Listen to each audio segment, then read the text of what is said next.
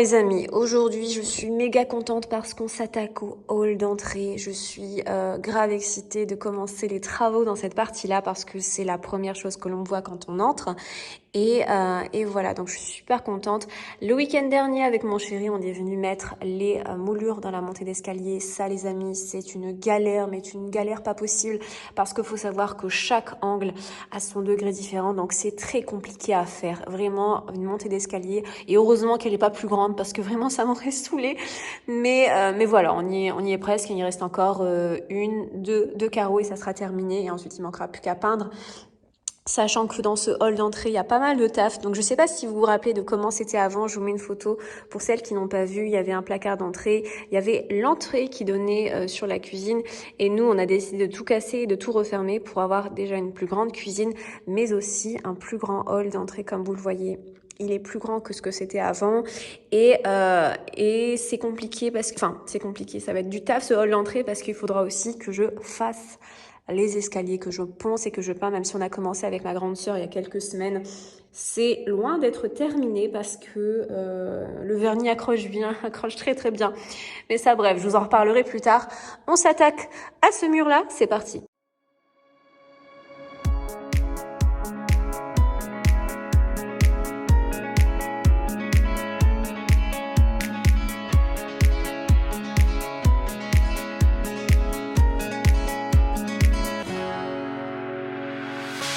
The sun blazed so brightly up in the summer sky. I shouted at the mountains, watch me shine and fly. But then cracked the thunder and the heavens cried, our world torn asunder. Her heart said goodbye. Now I'm standing in our ashes, feeling the sunshine once again.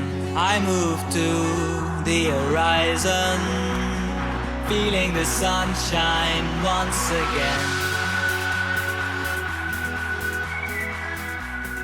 Feeling the sunshine once again. Bon les amis, aujourd'hui on s'attaque à la décoration des toilettes du bas parce que oui, dans cette maison, les toilettes ont leur propre déco et ont leur importance. C'est essentiel de bien se sentir dans des toilettes, n'est-ce pas? Donc je sais pas si vous vous rappelez, mais ici c'était l'entrée de l'ancienne salle de bain. Je vous mets une photo, une vidéo juste ici. Donc quand on rentrait ici, c'était la salle de bain du bas. Nous, ce qu'on a fait faire, c'est qu'on l'a découpé en deux par nos artisans. C'est les artisans qui l'ont fait. Et pourquoi on a fait ça? Parce que, souvenez-vous, les toilettes étaient juste ici, ils empiétaient dans la cuisine, donc pour avoir une plus grande cuisine, on a décidé de déplacer le toilette, on l'a déplacé ici, et juste derrière, donc derrière ce mur-là, vous avez la salle de bain de la suite parentale. Donc on a découpé tout ça en deux, donc pour l'instant, c'est comme vous le voyez tel quel, on a juste placé le toilette et d'ailleurs j'ai les mains blanches, c'est parce que j'ai poncé juste avant, parce que ce qu'on va faire aujourd'hui c'est qu'on va appliquer la peinture au mur et on a fait faire par nos artisans un plan de travail, vous savez une espèce de plan de travail comme dans la salle de bain de la suite parentale. On viendra par la suite mettre le vasque, le mitigeur, d'ailleurs je vais vous les montrer. Et comme vous le voyez dans ces toilettes, on part sur une atmosphère totalement différente du noir mat. C'est la première fois que l'on va retrouver du noir mat dans la maison. La plupart des éléments sont soit en bronze, soit en laiton, soit en doré. Et là, je voulais vraiment créer une atmosphère différente. Et le noir mat, c'est vraiment une valeur sûre. Classe, chic, intemporel. Ça a tout de suite son petit effet. Et j'adore. Donc pour le mitigeur, c'est le même mitigeur que l'on retrouve dans la salle de bain de la suite parentale, sauf que là, il est en noir mat et dans la suite, ils sont en doré. Donc, c'est un mitigeur que j'ai acheté sur le site AliExpress. J'adore ce mitigeur, la forme et tout. Je suis fan. Hyper classe, hyper sobre. C'est vraiment voilà, il apporte vraiment sa petite touche. Donc, pour les intéressés, je vous mettrai le lien en barre d'infos. Pareil pour le porte-serviette et le dérouleur de papier toilette de chez AliExpress de couleur noir mat. Ça, je vous l'avais déjà présenté. Même ça a son importance dans ma tête. Je veux vraiment que tout soit harmonieux et homogène, on va dire. Donc ça, c'est un bouchon de lavabo que vous placez juste au milieu, que j'ai acheté sur le site AliExpress. Pareil, je vous mettrai le lien en barre d'infos. Il y a vraiment pas mal de coloris pour celles qui souhaitent ce genre de petits détails-là sur AliExpress. Il y en a vraiment pas mal. Le lavabo, c'est un lavabo de chez Vida Excel. Et pour la peinture, j'ai choisi cette peinture de chez de chez Leroy Merlin. Donc pour la marque, c'est la Luxense et pour la référence, c'est la Cool 1.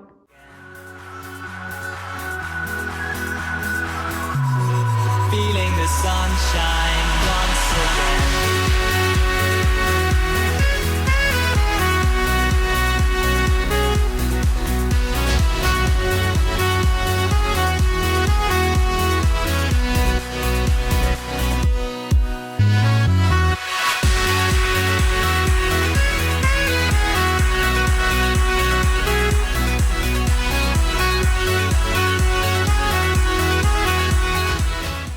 Bon les amis, aujourd'hui est un nouveau jour et je m'attaque au hall d'entrée. On va essayer pas de le terminer parce qu'il y a quand même pas mal de taf dans ce hall d'entrée entre les murs, l'escalier qui est vraiment très très difficile. On avait commencé à le poncer il y a quelques semaines avec ma sœur, mais c'est un véritable enfer cet escalier, vraiment niveau ponçage c'est quelque chose et j'ai peut-être trouvé une idée, je vous expliquerai tout ça par la suite.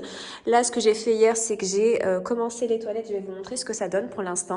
La couleur que j'ai appliquée au mur, elle est tout simplement parfaite, c'est la couleur grège.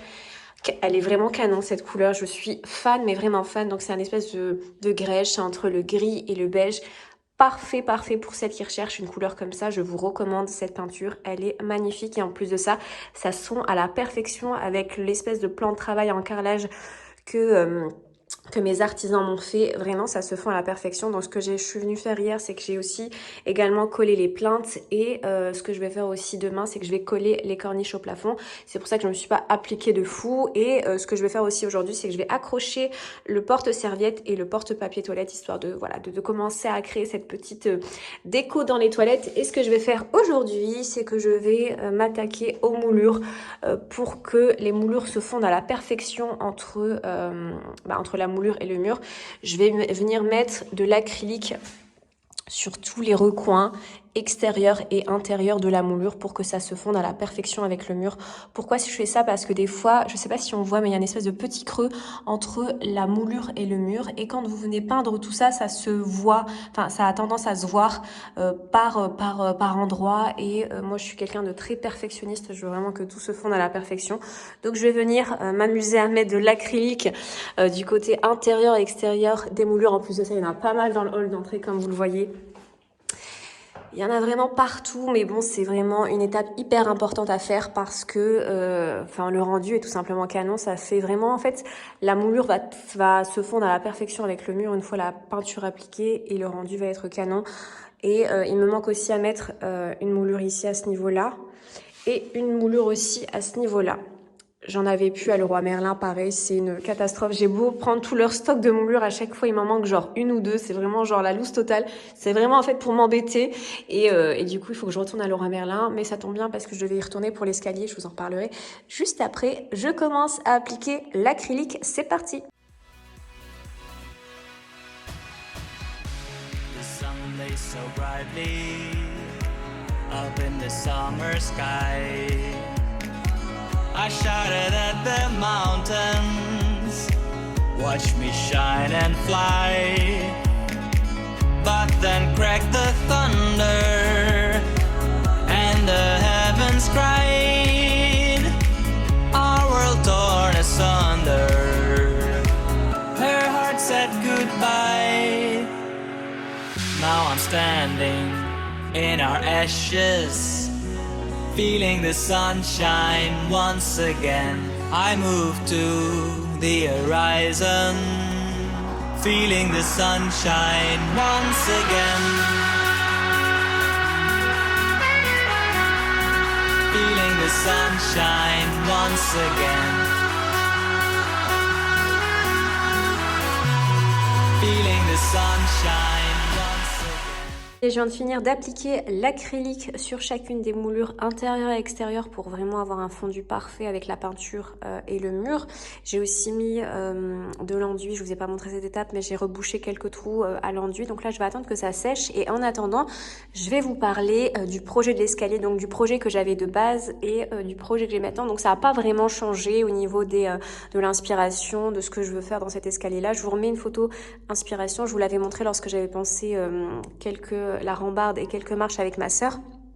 Je vous avais montré la photo d'inspiration, donc ça reste toujours dans la même idée de rendu final, sauf que il s'avère que poncer ces escaliers, donc je sais pas encore quelle est l'essence même de ce bois, si c'est du pin, si c'est du chêne, je sais pas trop, j'ai essayé de le poncer, mais je vous avouerai que je suis pas très calée en bois, donc pour savoir ce que c'est exactement, j'ai pas envie de vous dire de bêtises, mais en gros, il est très très difficile de poncer ces escaliers et d'avoir un rendu hyper clair, sachant que moi j'aimerais bien que c'est toujours, je sais pas si je vous mets la photo d'inspiration, donc la rambarde, je sais pas si je vais la peindre en blanc ou si je la laisse en bois, ça c'est la grande question, mais en gros tout ce qui est poutre, le milieu en blanc, la marche en bois et les contre-marches en blanc, donc pas en blanc, sauf que et du coup j'aimerais bien avoir le même effet bois, le même rendu que le carrelage pour pas avoir trop d'écart comme là je trouve qu'il y a beaucoup trop d'écart entre le sol, la couleur du sol et les escaliers et moi j'aimerais bien que ça se rapproche un petit peu des escaliers à un bois plutôt clair,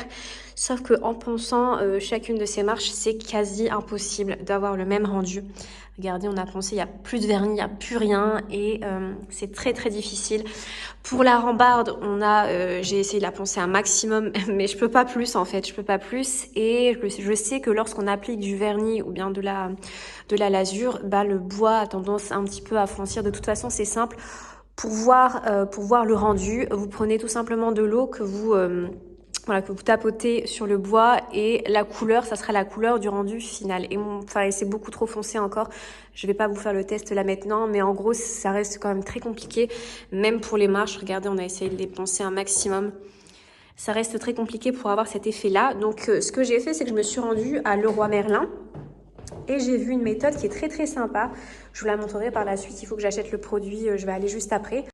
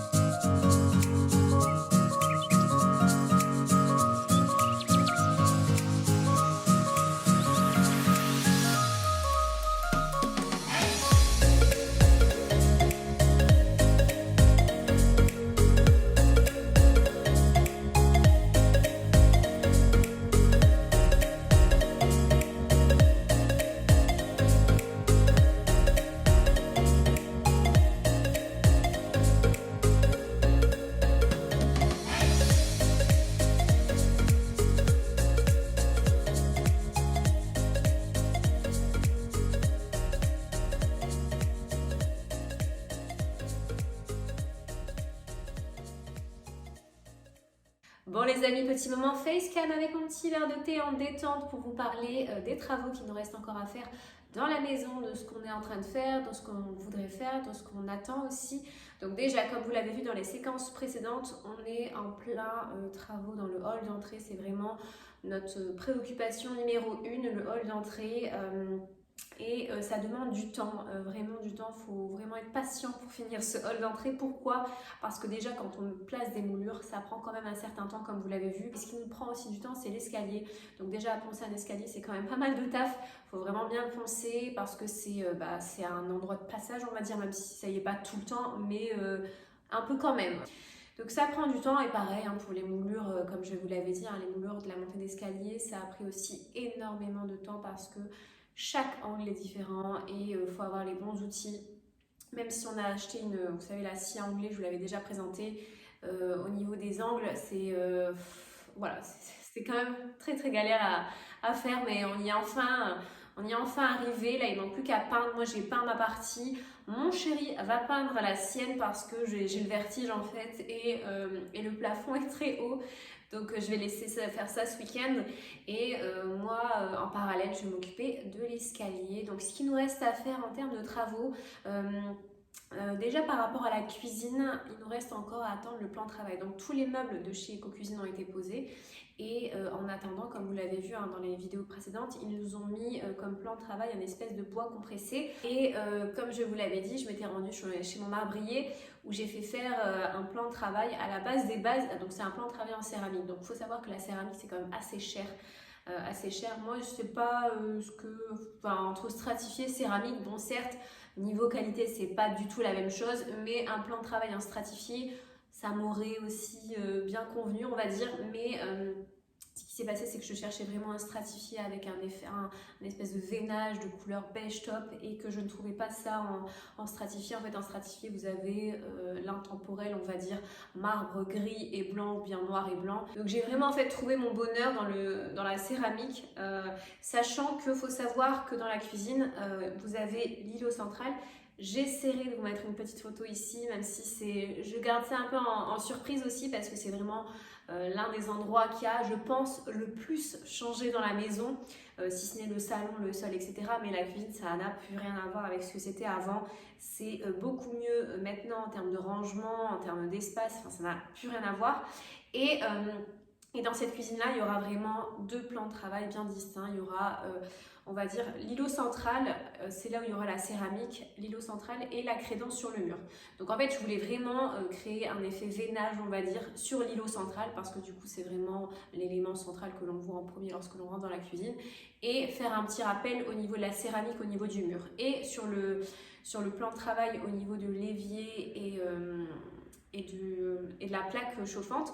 Là, je voulais vraiment un truc assez standard, donc on a opté pour un plan de travail stratifié de couleur blanc. Et en fait, ce qui se passe, c'est que la céramique est prête, mais le stratifié n'est pas encore prêt. Le fournisseur m'a appelé la semaine dernière. Normalement, je devais être livrée mi-décembre. Donc normalement, mi-décembre, la cuisine devait être terminée. Sauf qu'il y a du retard et du coup, ça pousse tout ça à mi-janvier, voire fin janvier, sachant que même si la céramique est prête, elle ne peut pas être posée. Pourquoi? Parce que la crédence, en fait, c'est aussi une crédence en céramique. Et donc la crédence va aller sur le mur, justement, où il y a l'évier et la plaque. Et puis voilà, donc je suis trop dingue, donc je vais encore me coltiner ces panneaux de bois compressé pendant quelques temps encore, même si j'avais tout calculé comme vous l'avez vu, hein, je suis vraiment quelqu'un de très organisé. Quand j'ai su qu'on allait déménager, je me suis dépêchée à faire les magasins de cuisine, etc.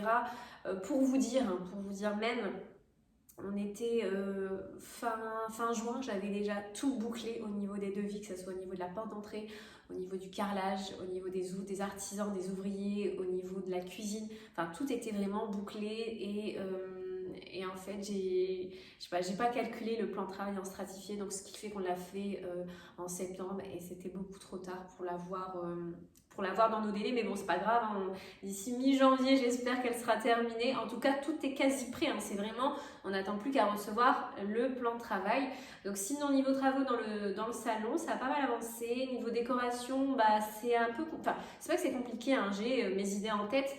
Sauf que, donc là, comme vous l'avez vu, je suis assise dans mon nouveau canapé. Donc c'est un canapé 3 places de chez Omifab. Ça, je vous présenterai lorsqu'on fera le home tour ensemble. J'ai également reçu la table basse. Et il me manque encore 2 fauteuils à mettre devant. Je vous avais pas montré aussi ça. Je sais pas si je vais vous montrer là tout de suite, après ou je sais pas quand.